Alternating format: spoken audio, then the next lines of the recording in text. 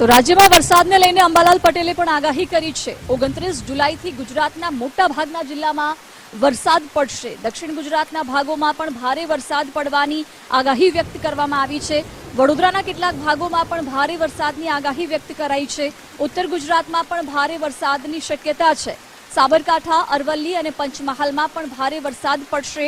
3 થી 7 જુલાઈ સુધી રાજ્યમાં ભારે વરસાદની આગાહી વ્યક્ત કરવામાં આવી છે।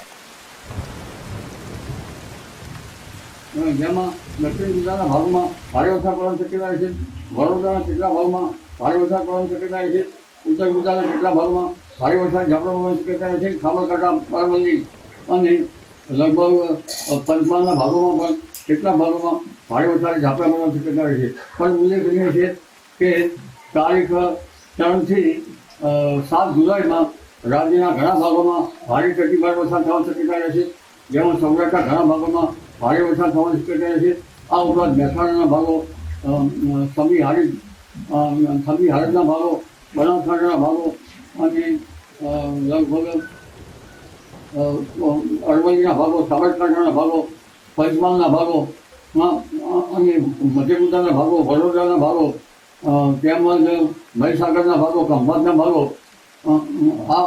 અને દક્ષિણ ગુજરાતના ભાગોમાં ભારેથી અતિભારે વરસાદ થવાની શક્યતા રહેશે।